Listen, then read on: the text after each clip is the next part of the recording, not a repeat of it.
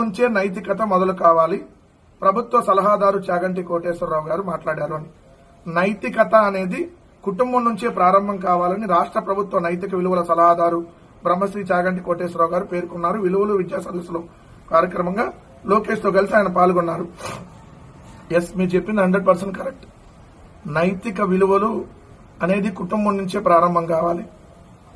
ఆనాడు దివంగత నేత రాజశేఖర రెడ్డి గారు కావచ్చు, నేడు జగన్మోహన్ రెడ్డి గారు కావచ్చు, నైతికతకి కేర్ ఆఫ్ అడ్రస్ గా విలువలు విశ్వసనీయతతోనే రాజకీయాలు చేసి ఓడినా గెలిచినా ఇచ్చిన మాట కోసం కట్టుబడి రాజకీయాల్లో నీతి నిజాయితీ విలువలు ఉండాలి.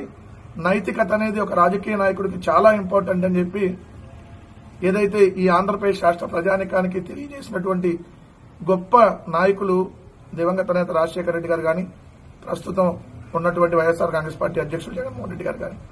కానీ ప్రస్తుతం మీరు ఏ ప్రభుత్వంలో అయితే ప్రభుత్వ సలహాదారుగా ఉన్నారో ఆ ప్రభుత్వానికి మొట్టమొదట నైతికత లేదు.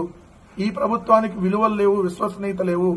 మీరు డయాష్ ను షేర్ చేసుకున్నటువంటి ఆ డయాష్ ని షేర్ చేసుకున్నటువంటి ఆ నారా లోకేష్ కి ఇంచిత్ కూడా విలువలు విశ్వసనీయత లేదు.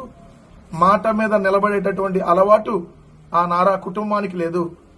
ఈ ప్రభుత్వ అధినేత చంద్రబాబు నాయుడు గారు ఏ రోజు కూడా నీతిగా నిజాయితీగా రాజకీయాలు చేయలేదు. ఏ రోజు కూడా విలువలతో బతకలేదు. ఏ రోజు కూడా నైతికతతో బతకలేదు.